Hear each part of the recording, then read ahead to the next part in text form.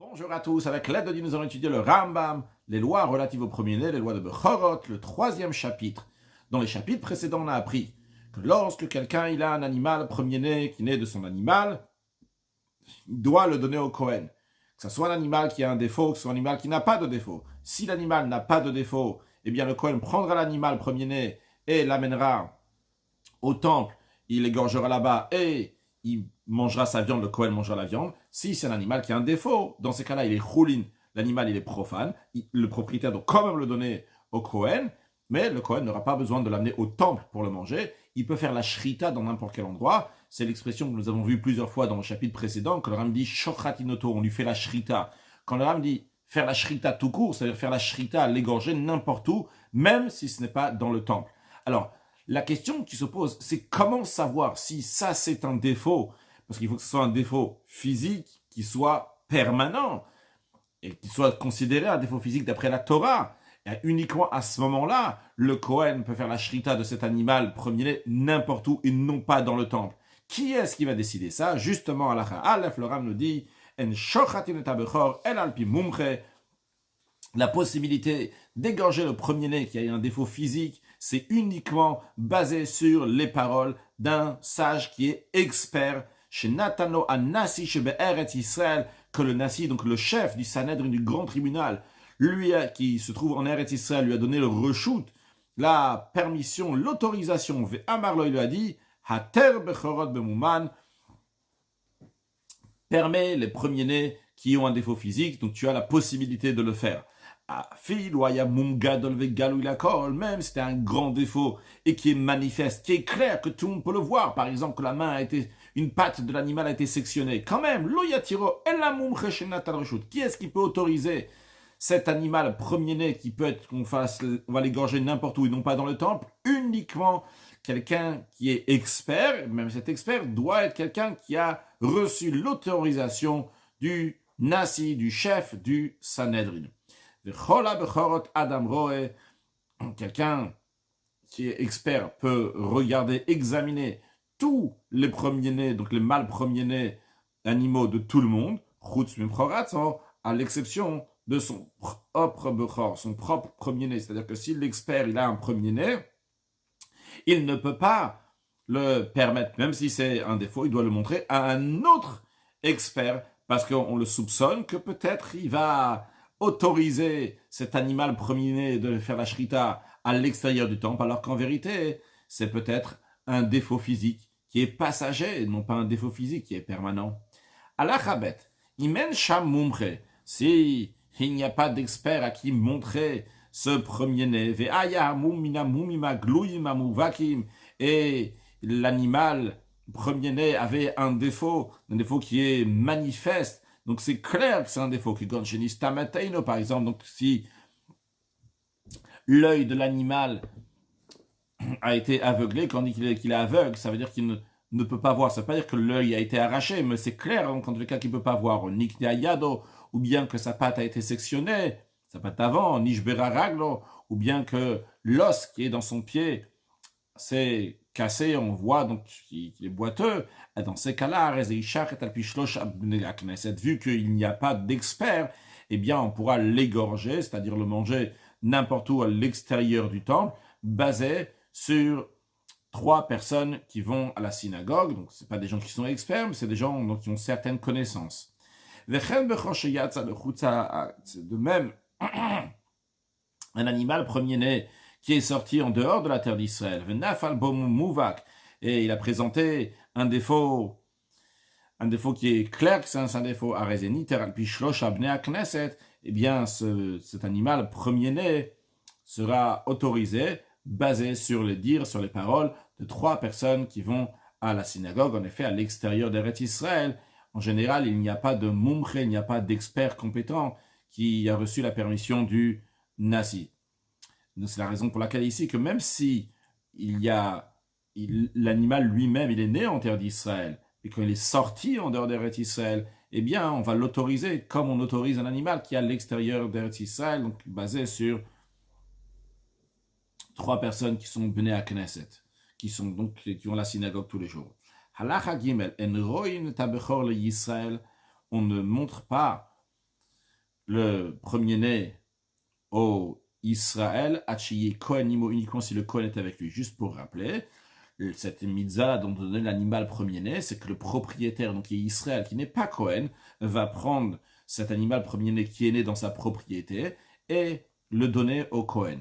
Maintenant, ce qu'on est en train de nous dire, c'est que l'expert, quand il va venir pour examiner l'animal premier-né qui se trouve encore chez le propriétaire Israël, donc qui n'est pas Kohen, eh bien, quand est-ce que l'expert va le voir? Uniquement s'il y a un Kohen avec ce Israël. Parce que dès qu'il va lui dire, oui, c'est ok, on peut faire la shrita n'importe où, eh bien, on veut qu'il tout de suite après, il va le donner au Kohen. Shema yomar lo amumche mumu.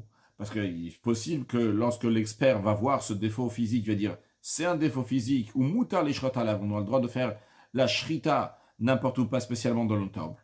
Et lorsque l'Israël va entendre ça, avec Yel, il va aller et l'égorger pour lui-même. Il ne va pas le donner au Kohen, il va voler donc ce qui appartient au Kohen.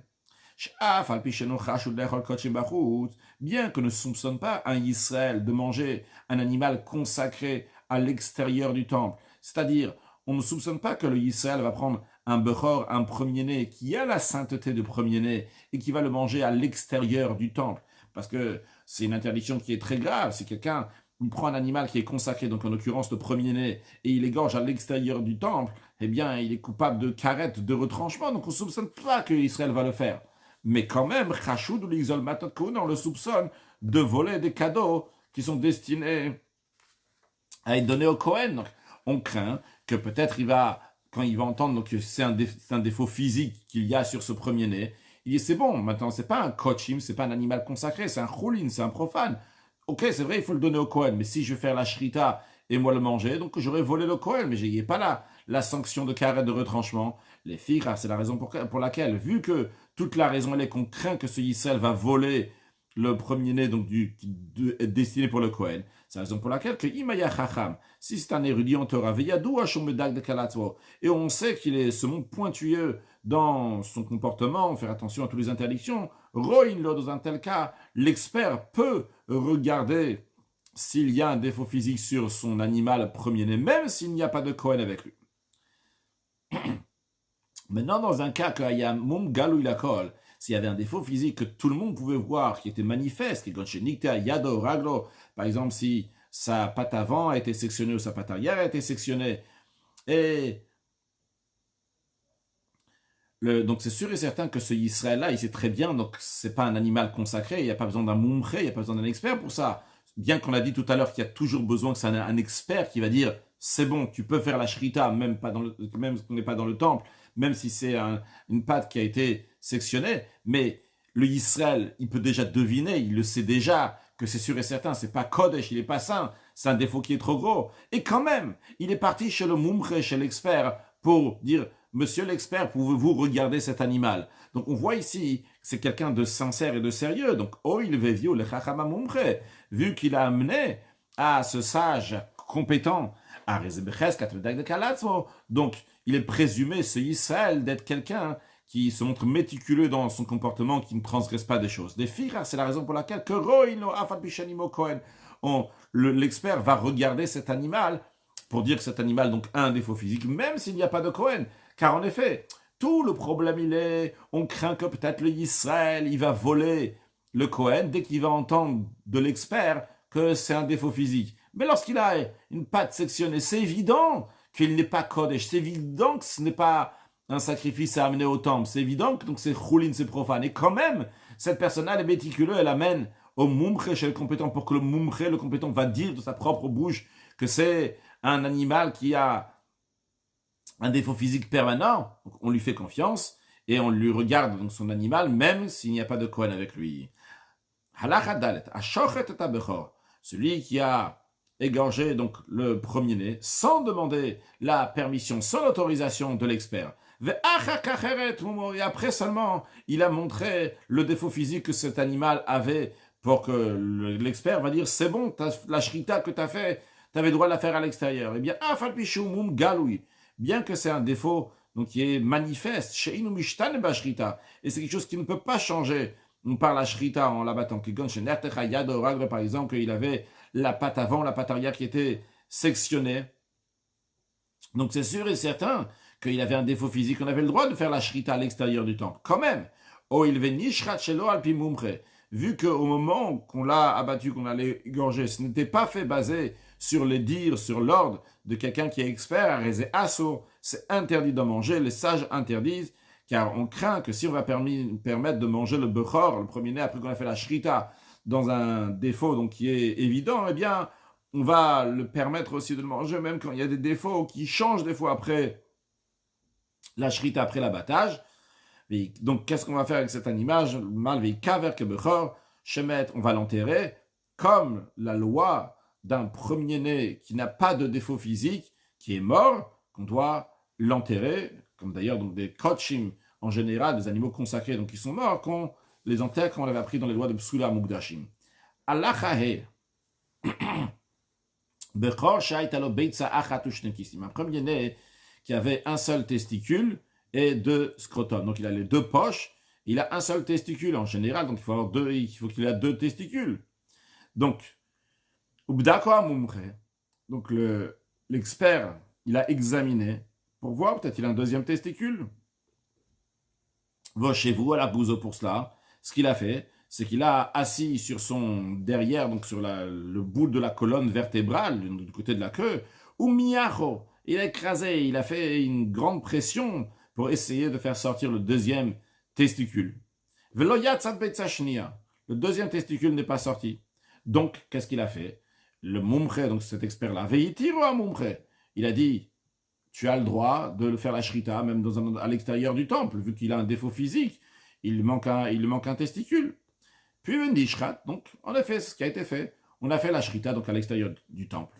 Puis, après avoir fait la shrita, il s'avère qu'il y avait un deuxième testicule. Et celui-là, donc il était collé au salim, proche des reins. Donc en tous les cas, il s'avère qu'il y avait un deuxième testicule. Donc a priori, il n'y avait pas de défaut physique. Quand même à Rezemoutar, c'est permis de le manger. Pourquoi? Oh, il miacho, vu qu'il a fait une pression, donc il a écrasé, et ce n'est pas sorti, donc le deuxième testicule, eh bien, c'est un défaut physique, parce que le fait que ce testicule n'était pas à sa place, c'est un défaut physique. Avalim lo nimar, mais si il n'a pas fait pression, donc n'a pas écrasé, bien que le compétent, l'expert, il a dit, c'est bon, tu peux faire la shrita à l'extérieur du temple, quand même à Rezeyi Kaver, quand même il faudra enterrer cet animal, on n'a pas le droit de le manger, parce que peut-être si il avait écrasé, s'il avait fait pression, le deuxième testicule serait sorti. Donc c'est la raison pour laquelle on n'a pas le droit de manger cet animal premier-né, on va l'enterrer. Halachavav, Misheino Mumche, quelqu'un qui n'est pas compétent, verra et abechor.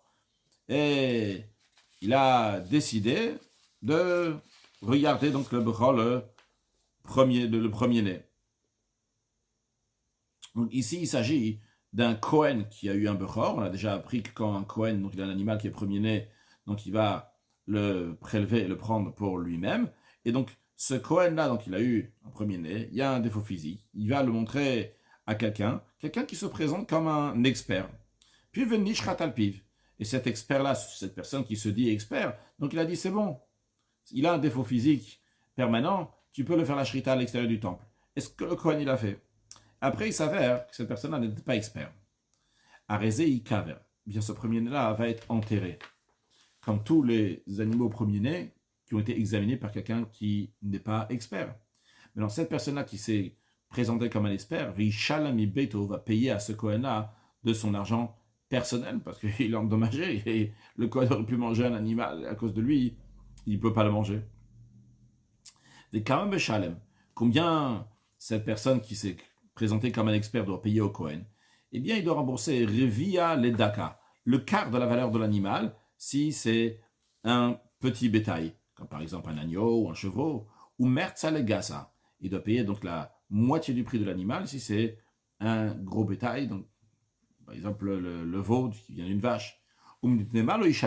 Pourquoi cette personne-là qui s'est présentée comme un expert, il ne rembourse pas tout au Kohen 100%? La raison, elle est chez parce que les sages ont sanctionné le propriétaire de l'animal, ce Kohen-là, on va lui dire, tu ne vas pas recevoir tout l'argent du premier-né. Pourquoi? Il y en a qui disent c'est deux raisons ici dans le Rambam. Une raison, qui est des chez Loya, chez Ota. Premièrement, pour pas qu'il va la laisser chez lui. Vu que le Kohen, donc, il a un animal, donc il faut le plus vite, donc il faut lui faire la shrita. En tous les cas, il devait s'en occuper le plus tôt plus possible. Il ne va pas faire, il va pas élever un animal qui est de petit bétail en Eretz Israël. On peut dire aussi que c'est une raison, c'est-à-dire qu'il ne doit pas garder chez lui du petit bétail. On apprend dans la loi de Nezakim, le Ram, il dit qu'on n'a pas le droit d'élever en Eretz Israël, Behima Daka, des animaux de petit bétail, parce qu'ils vont manger dans des champs qui sont à droite, à gauche, etc., uniquement si c'est dans des déserts, dans des yards, dans des forêts. Dans tous les cas, donc les sages, ils ne veulent pas qu'il va le garder. Donc il veut dire, tu n'as pas le droit d'en avoir, tu ne fallait pas le garder, donc il va te payer seulement un quart. Quand il s'agit donc d'un animal donc, qui est Beima Gassa, donc un animal dans du gros bétail, eh bien, il va recevoir la moitié, bien qu'il n'y a pas d'interdiction là-bas aussi. Mais ils n'ont pas voulu différencier d'un animal à l'autre, du petit bétail ou le gros bétail. Ils ont dit toujours, il va rembourser seulement une seule partie. C'est donc quand même, il y a une différence dans la partie qu'il va payer. Dans le petit bétail, il va rembourser un quart, et dans le gros bétail, il va payer la moitié. Donc quand je dis il va payer, donc c'est l'expert, celui qui s'est présenté comme un expert, qui n'était pas expert. Halacha Zayin, Anotel Scharol Yodre Bechorot, celui qui perçoit une rémunération pour voir, pour examiner les premiers-nés, En Shochatim Alpiv. Et si après il va dire, tu peux faire la shrita donc à l'extérieur du temple, eh bien, basé sur ce qu'il a dit, on ne va pas faire la shrita à l'extérieur. Elle a imken, à l'exception, la seule possibilité qu'un expert va recevoir un salaire pour examiner les animaux, si c'est Haya Mumre Gadol, si c'est un très grand compétent. Viyadobo Chacham, les sages savaient, chez En Kemoto, il n'y a personne comme lui qui est aussi compétent. Ou parce que le Sahar, et donc ils ont défini, ils ont dit donc qu'il allait recevoir un salaire, à la Re'ia, vers Biko, donc pour le fait de voir, d'examiner les animaux. C'est-à-dire que lui, c'est tellement compétent qu'il fait ça toute sa journée. Il ne va pas gagner sa vie s'il va faire ça toute sa journée. Donc, à lui, on lui a donné un salaire. Ben Shinim Tzabalmum, Ben Shinim Tzatamim. Donc, on lui fait confiance qu'il prendra un salaire, que ce soit qu'une fois après avoir vu l'animal, il dit cet animal, donc il a un défaut physique, ou bien qu'après avoir vu l'animal, il va dire que cet animal est entier et donc il faut l'offrir dans le temple. Mais il prend une seule fois un salaire sur l'animal, il n'a pas le droit de prendre encore et encore sur cet animal-là. Il va l'avoir toujours, même s'il va avoir 10 fois, il va revoir cet animal-là, parce que peut-être il y a encore un défaut. Il prend donc un salaire par animal, chaque fois qu'on l'amène. Pourquoi? Qu'il est chez Loya, pour pas qu'on va soupçonner. Il va dire, tiens, il interdit maintenant, et comme ça, on va lui ramener encore une autre fois, et encore une fois, on va le rembourser, etc., à chaque fois qu'il va l'examiner. Allah chachet. Quelqu'un qu'on soupçonne de prendre des premiers-nés, donc qui n'ont pas de défaut, et qui les vend en tant que d'animaux profanes, on n'a pas le droit d'aller chez lui pour acheter même si on de la viande, on ne parle pas d'animal, mais on n'a pas le droit d'acheter de chez lui, même s'il dit voilà, je vends de la viande de cerf. Bien que la viande de cerf, c'est une bête sauvage, qu'il n'y a pas de gdusha, il n'y a pas de sainteté, le premier-né d'un cerf, il n'a pas besoin de donner au Kohen, c'est uniquement les animaux qui sont donnés au Kohen, les premiers-nés animaux de pur cachère. Mais en ce qui concerne donc une bête sauvage, même une bête sauvage qui est cachère, comme le cerf, le premier-né n'est pas donné au Kohen.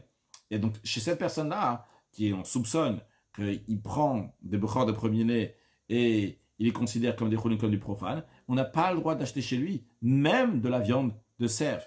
Pourquoi? Parce que la viande de cerf ressemble à la viande de veau. On n'a pas le droit de prendre de chez lui des peaux qui ne sont pas tannées, qui ne sont pas travaillées. Même si c'est des peaux de femelles, que dans les femelles, il n'y a pas la sainteté d'un premier-né, c'est uniquement le premier-né mâle qui est donné au Kohen. Quand même, on soupçonne cette personne-là, parce que peut-être Shema Yartor Zachuto, peut-être il va couper l'organe génitaux d'un mâle, et comme ça, donc il va dire, or il dit c'est la peau d'une femelle. Encore une chose, que cette personne-là, on ne va pas acheter, on ne va pas prendre de chez lui de la laine. Même de la laine qui est blanche, c'est la laine qui est blanche, ça montre qu'il a gardé chez lui, il a eu le temps de la nettoyer, etc. Bien que, on devrait dire, si il s'agit de la laine d'un bechor, d'un premier-né, il aurait vite vendu, vite s'en débarrasser, pour pas que le tribunal va l'attraper, va le sanctionner. Là, il a pris le temps. Ça veut dire que sûrement, ça c'est de la laine qui n'est pas d'un premier-né. Non, on n'a pas le droit de lui prendre. Inutile de dire que si c'est de la laine donc qui est tsoi, qui est sale, c'est sûr et certain qu'on n'a pas le droit de prendre, parce que c'est sûr que ça peut être du bechor du premier-né qui veut vite s'en débarrasser et la vendre. Aval, mais l'okrim menu, on a le droit d'acheter de chez lui tavoui, si c'est de la laine donc qui a été filée, ou le vadin et des feutres, donc qui s'est fait de la laine comme ça qui a été serrée, ve'orot avudin et des peaux qui sont tannées, parce que si il s'agissait que c'est de la peau d'un animal premier-né qui n'a pas de défaut, qui doit être amené au temple, il n'aurait pas à tanner, mais parce qu'il a peur de le garder chez lui, chez Maïshmo Dayanim, parce que peut-être les juges, ils vont entendre qu'il a la peau d'un premier-né sous auto kifirisho, et ils vont le pénaliser en conséquence donc de son mauvais comportement. Halachatet, ashochet et abechor ou mechao, celui qui a égorgé donc le premier-né, et il a vendu donc un Kohen, il a fait la shrita donc du bechor, du premier-né, et il a vendu Venoda, et après qu'il a vendu, ça a été su, on a appris chez Loïra ou la Momre. Il n'avait pas montré un compétent, un expert avant de faire ça. Donc, on a un doute maintenant sur cette viande-là. Peut-être cette viande-là, c'était une viande donc, qui était d'un animal qui n'avait pas de défaut.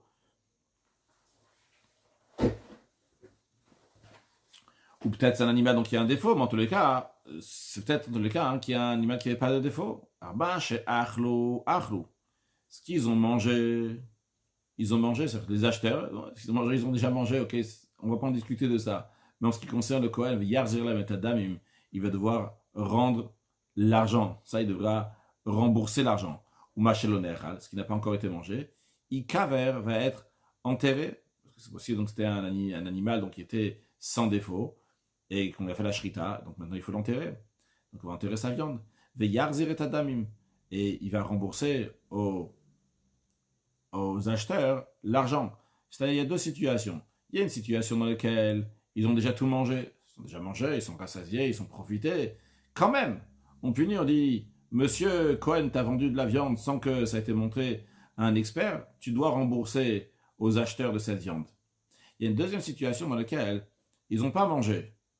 Ils n'ont pas mangé, dans un tel cas, ils doivent rendre, la viande doit être enterrée, mais lui, le Cohen, il doit rendre de l'argent. Ça, c'est minadine, c'est pas juste que c'est une punition. La personne n'a pas pu profiter, elle n'a pas pu manger de la viande que tu lui as vendue. Elle n'en a pas mangé. Alors c'est sûr qu'il doit lui rendre. De même, dans celui qui fait manger donc des choses qui sont pas cachères, qui doit rendre de l'argent aux acheteurs qui ont chez car qu'on apprendra dans les lois des transactions commerciales. Dans le cas où on a fait la shrita, on a égorgé un animal premier-né, donc qui n'avait pas de défaut. Alors on va voir dans l'instant s'il n'avait pas de défaut ou pas. Et après, en tout cas, qu'on a égorgé, il s'avère qu'il est térifa, c'est-à-dire qu'on a vu que dans l'intérieur, dans son système organique, par exemple, il y avait des choses de maladies qui font qu'il va mourir dans la prochaine année. S'il n'avait pas de défaut physique, donc où est-ce qu'on lui a fait la shrita? On l'a égorgé dans le temple. Et après qu'on a dépecé la peau, il s'avère qu'il est térifa. Or, en ce qui concerne donc la peau de l'animal Isaref, va être brûlé comme qu'on a expliqué dans les lois des offrandes qui sont disqualifiées, que bien que ce psoula, quand est-ce qu'on a trouvé qu'elle était térifa, quand est-ce qu'on a vu que cet animal était disqualifié, c'est après qu'on l'a dépecé, mais vu que ce problème de térifa a été avant même qu'on le dépece, c'était quelque chose qui existait déjà dans l'animal, eh bien la peau, elle est disqualifiée, il faut la brûler.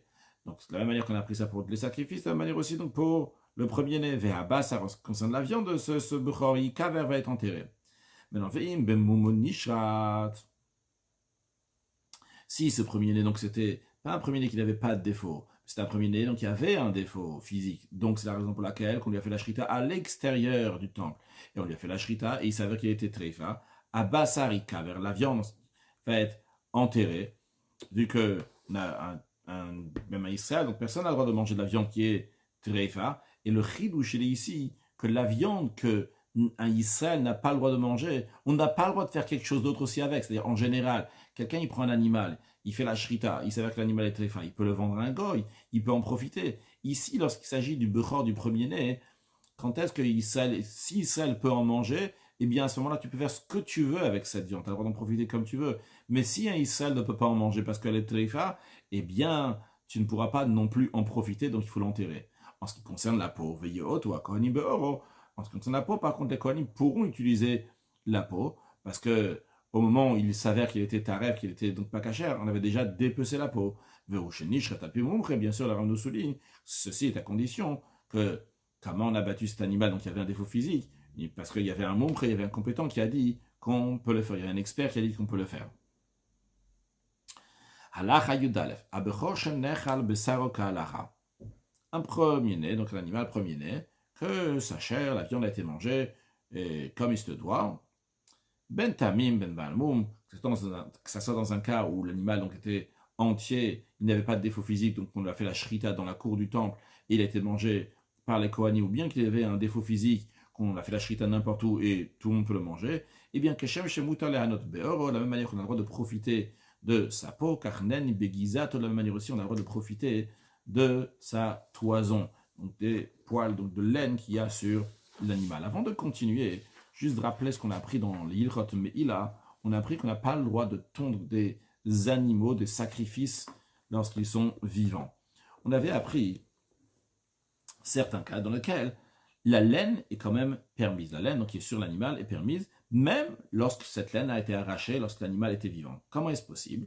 Dans un cas où la laine est tombée tout seul d'un animal, donc c'est un animal donc, qui n'a pas de défaut physique, et donc cet animal, donc il y a de la laine qui est tombée, on n'a pas encore le droit d'en profiter, mais après ça, après, l'animal a eu un défaut physique.